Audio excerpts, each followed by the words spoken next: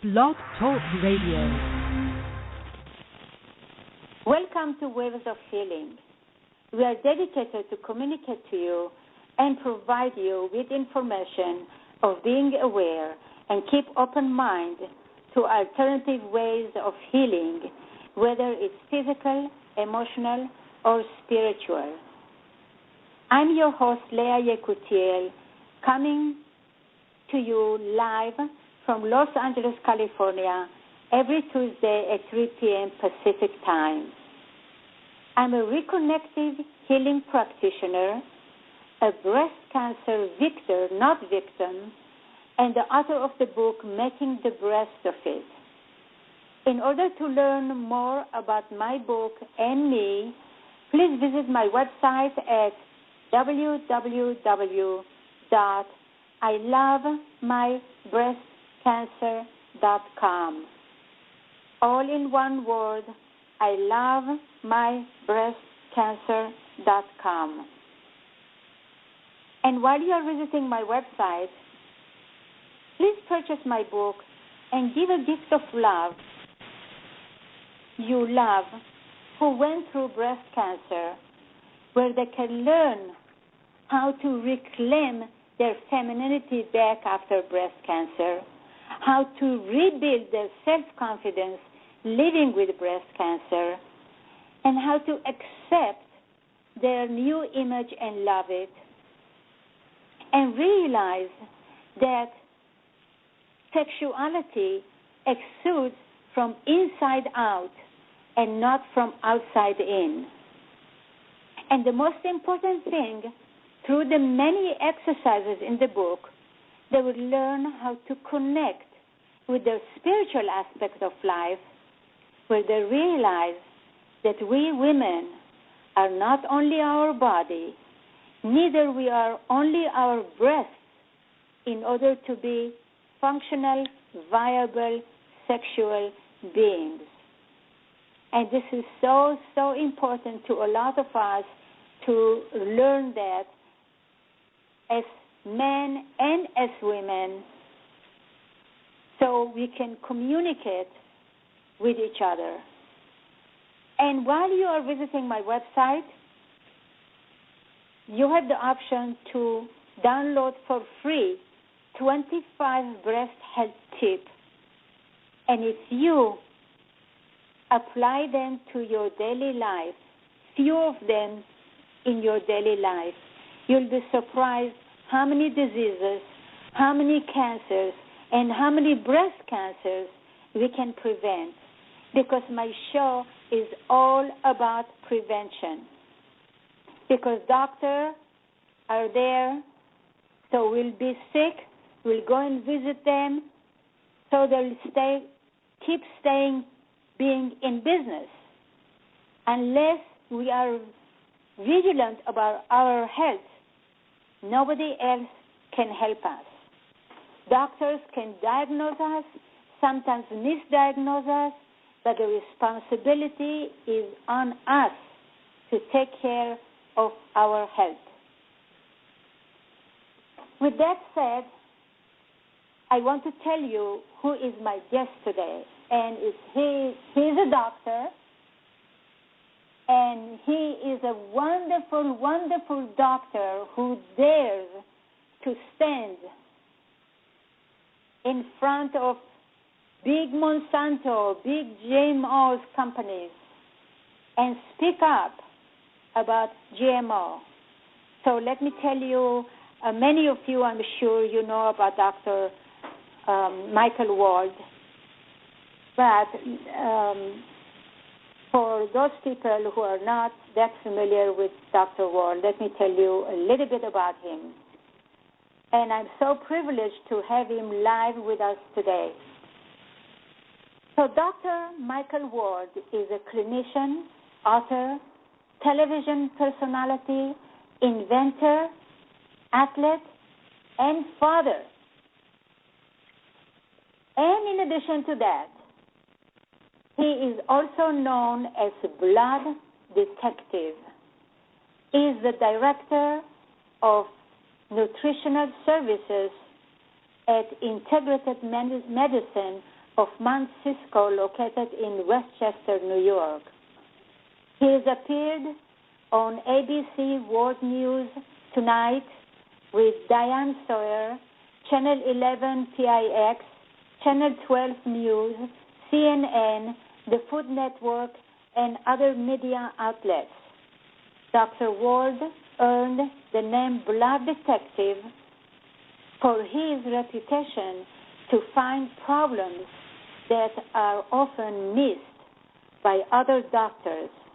He earned an MD degree, is a doctor of chiropractic, and a certified dietitian-nutritionist. He is also double board certified in nutrition. He has published over a dozen books,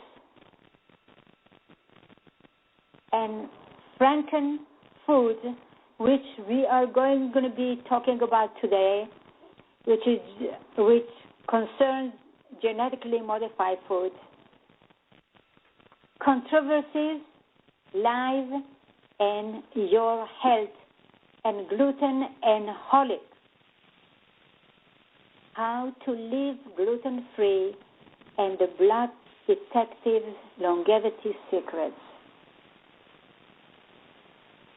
And I am so excited to have Dr. Wald with us today, because I believe he has so much to add to my listeners. Dr. Wald, are you there? I am here. Thank you.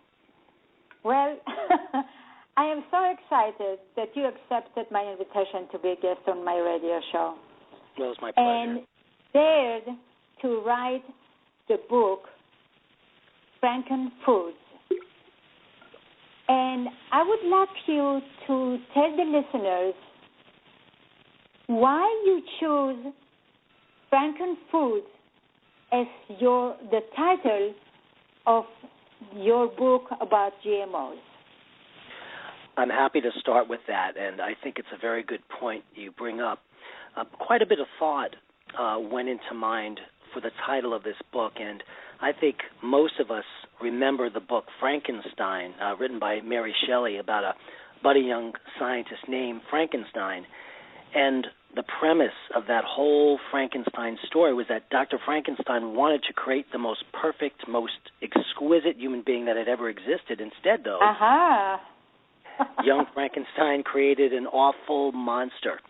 And I'm sure that even Dr. Frankenstein himself never imagined that his well-intentioned intentionality to improve the human being would result in such a catastrophe of both science and philosophy. Even though Frankenstein mixed his chemicals and used his cadaver parts to try to create this new being, he had good intentions. He instead created an abomination, and I think much like Dr. Frankenstein, the GMO seed manufacturers have created their own abomination in the form of GMO foods.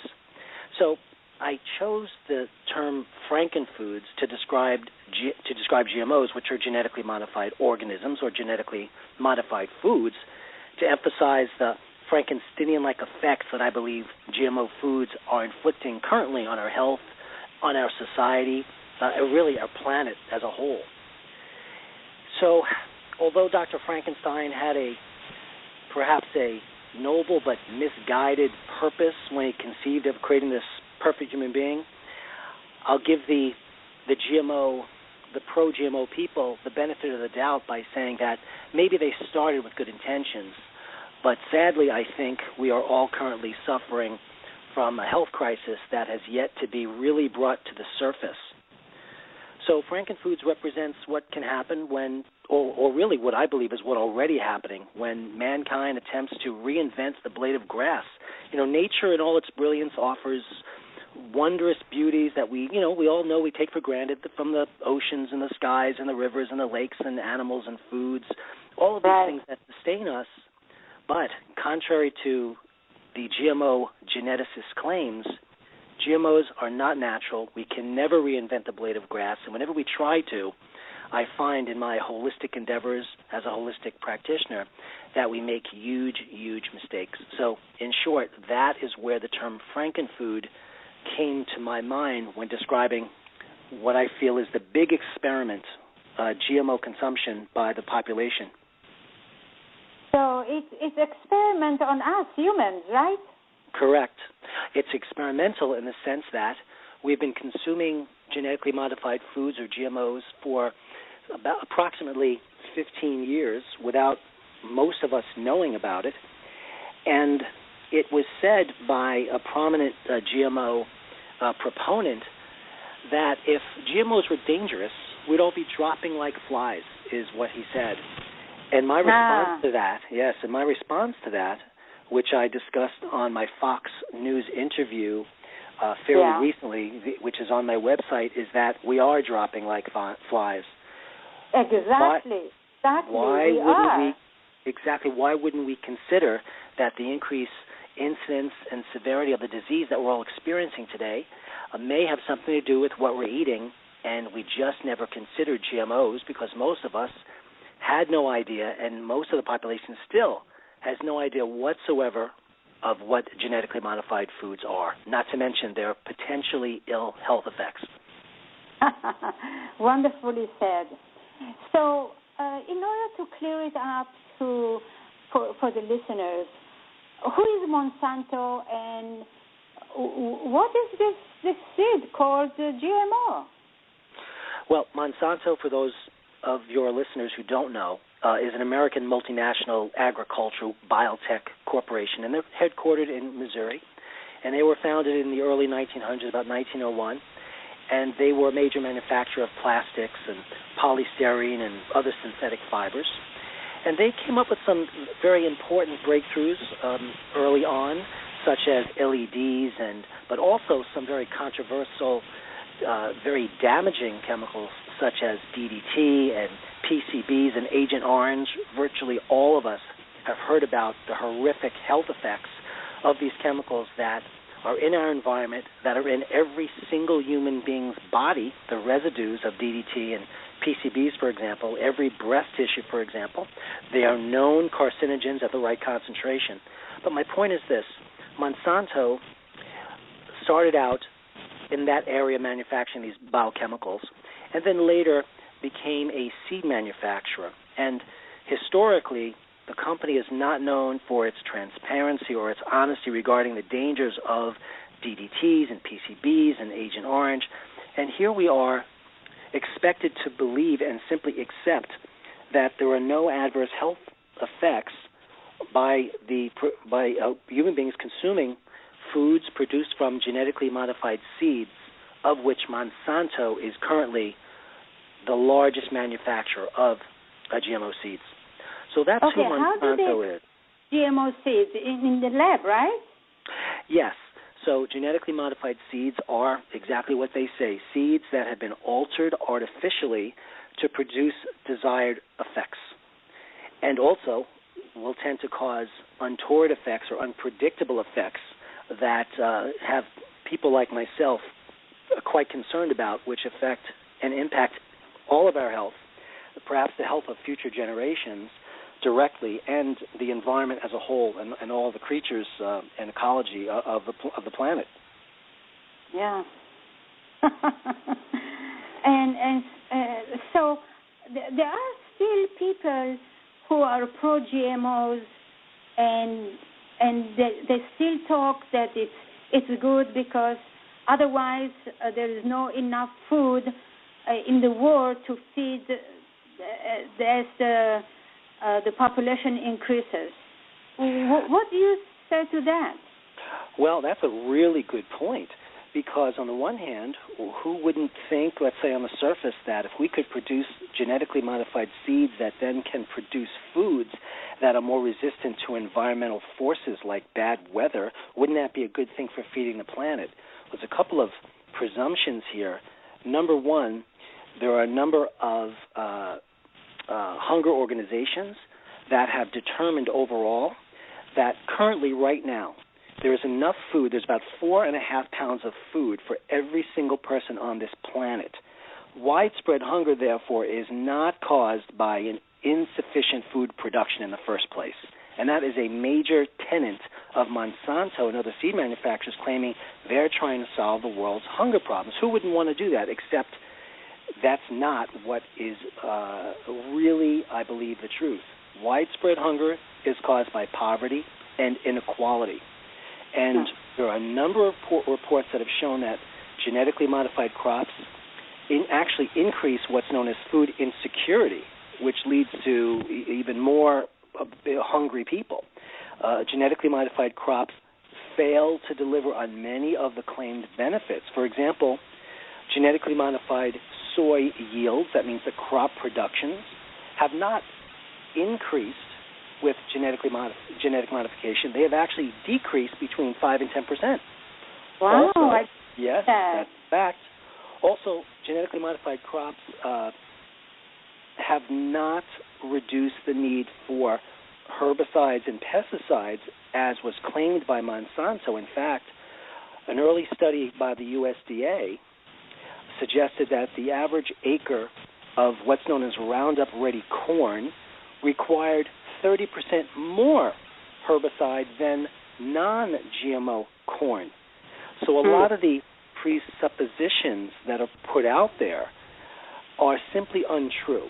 And lastly, I should say, at least for now, given the limited time we have today, the cost of genetically modified seeds is much more expensive than non-GMO seeds. So really? Yes. So the cost of foods have not increased, they have decreased. And even if it were true, and it's not, that genetic modification increased the production of crops, we already have established that we have 4.5 pounds on average of food for every person on the planet. The problem is getting the food to people. And of course, exactly. That's what I believe as well. You know, there is no food shortage. It's just the distribution is wrong. Because I believe you, as a holistic doctor, believe that if God gave all these souls to come to earth and gave us all this food, wouldn't it be able to supply us food instead of turning into GMOs? Absolutely. I think another point that people may not realize is that, on the one hand, it sounds fantastic that we might be able to create a crop, let's say, that is more resistant to freezing, except we have actually found that when you create crops that are genetically tweaked or modified to withstand specific environmental conditions, let's say like the cold, we all know with global warming issues now, the environment is becoming more and more unpredictable. And if you have genetically modified crops that are set in their ways, so to speak, for certain environmental conditions, survival, when we have drastic changes in the environment, the genetically modified foods cannot keep up with that.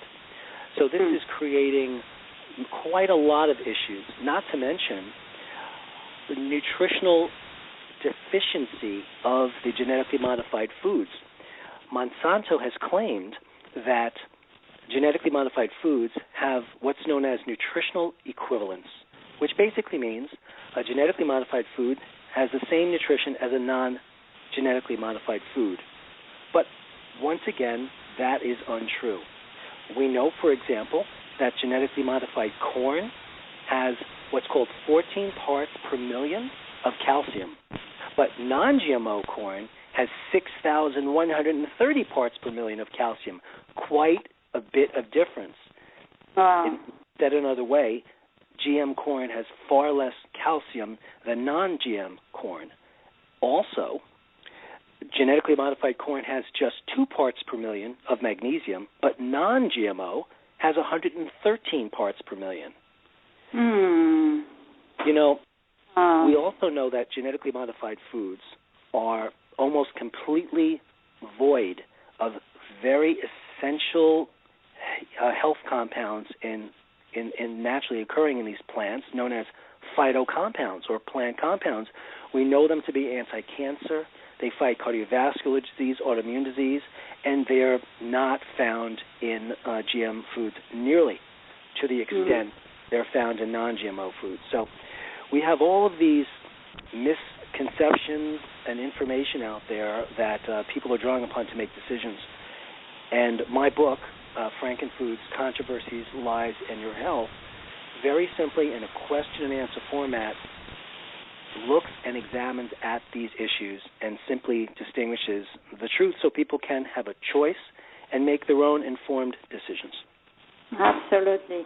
Dr. Wald, what is your website where people can get to know more about you and about your book and about all the information that you are full of?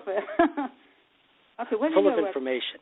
Well, Frankenfoods, Controversies, Lies, and Your Health is available on Amazon. And also there are sample chapters on my website, which is www.int. INT like integrated, MED like medical, NY like New York.com. And they can find lots of articles and radio shows and over 50 videos, all of which are on YouTube with thousands of likes. So they are very well known on all imaginable health topics. But I felt that the genetic modification of foods being such a fundamental aspect influencing your health, had to be addressed in a lot of detail. And very soon there'll be videos and more audios regarding GMOs on the website as well. And you did such a wonderful job, and I really commend you as a doctor, writing about this controversial subject as a doctor without fear from Monsanto or from anybody else who could take your license away. Well, I don't do fear. What I do is I tell the truth in the sense of getting information out there. On the other hand, it's also been said that, but by the pro-GMO people, that there simply isn't evidence to suggest that GMOs are dangerous to human health. Well, first of all, that's not true, because on my website and in my book, I actually cite the actual studies. I admit there should be many more studies, but why are we putting the burden on safety on the concept that there aren't enough studies that show danger? I think that before a food is released into the population on the planet, that safety studies should be done by someone other than the company that manufactures the seeds. Absolutely. FDA, the FDA do not have their own facilities in order to do all these tests. Well, so I'm not so sure. I'm not so sure about that. Of course, they could do them, but they have decided to pass the buck on to Monsanto to police themselves, and that inherently, of course, defies common sense. You cannot have, for example, a drug company claiming that their drugs are all safe without FDA approval. No one would even think of that. So why would we have a seed manufacturer that essentially produces drugs approve their own experiment? For example, corn or GM corn, genetically modified corn, is literally a drug manufacturing plant. What do I mean by that? Corn that we consume today, approximately 70% of the corn in the United States, actually makes pesticide in itself that we eat. And the reason they have done this is they genetically modified corn so that it grew, literally manufactured its own pesticide. It's like you growing pesticide in your body, so that they wouldn't have to spray the corn.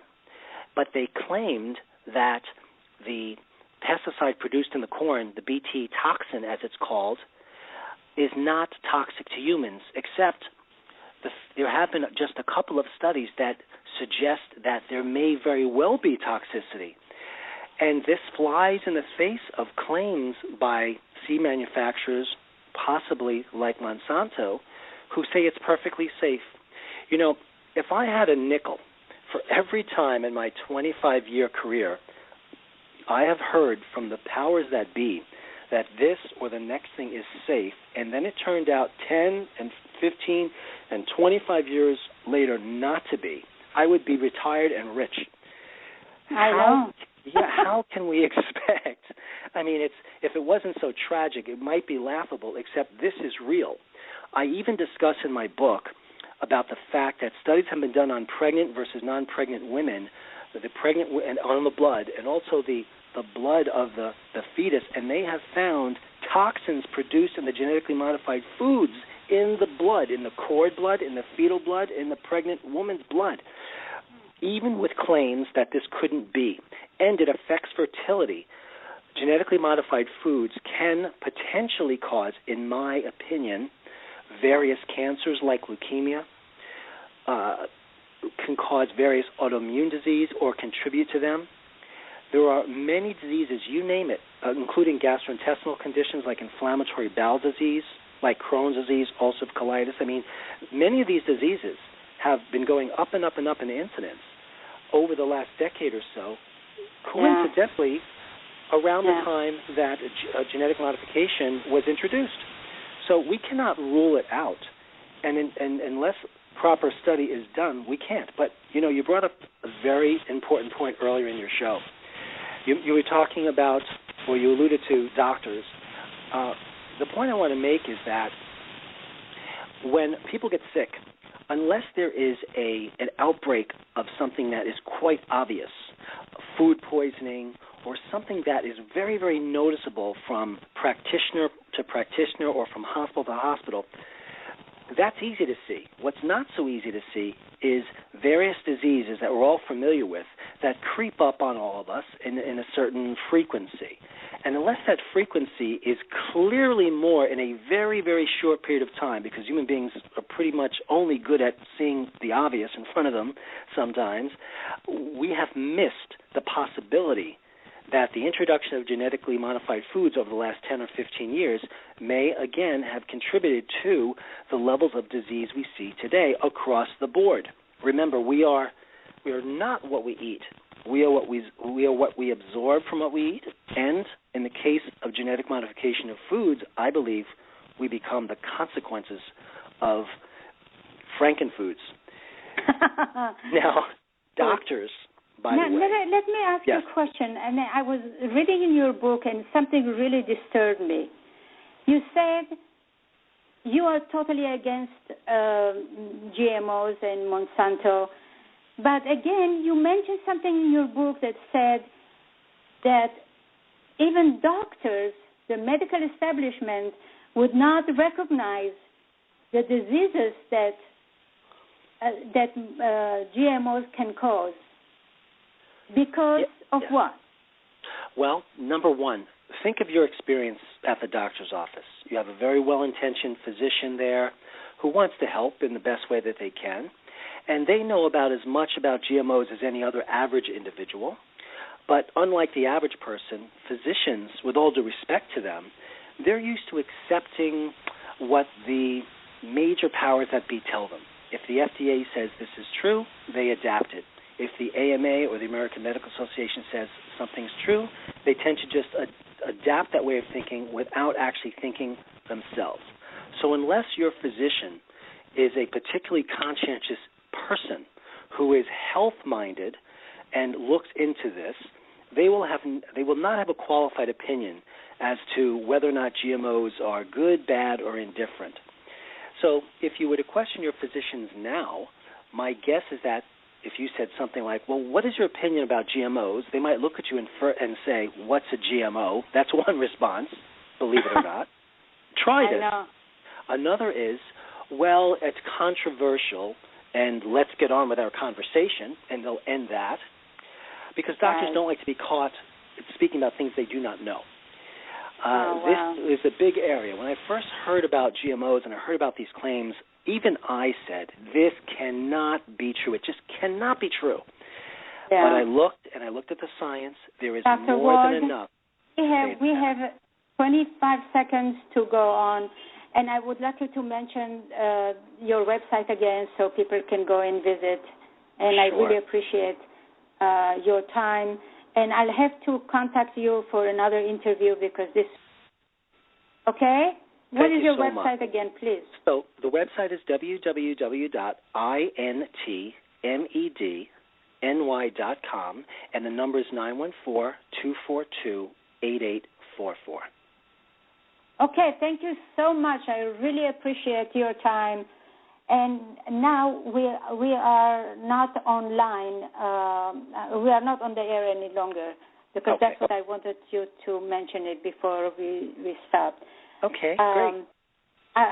You did a great job, and I knew you would do a great job, and I have no doubt about it. And I would like to get in touch with you again to be a guest on my radio show because you know so much, and 30 minutes, it's not enough. But if I make it longer, you know, the concentration time of people listening to complicated issues like this is the time spent is really short. Yes. So if you'd like, why don't I send you an email with maybe like my top 10 picks for topics and see what you think, and then we can arrange them anytime you'd like. Okay. Yeah, because I have we can speak about, you know, the truth about gluten and maybe like 10 of my favorite ways like to improve your longevity or, you know, different topics, and we could do more GMO, whatever you like. Okay. That would be wonderful. That would be wonderful. Right.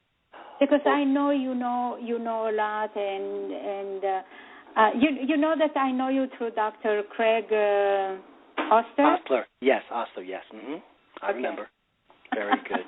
Well, thanks again for the opportunity, and I'll send you an email. Please let me know when you have an audio link for me so I can tweet it and Facebook it and promote your show, okay?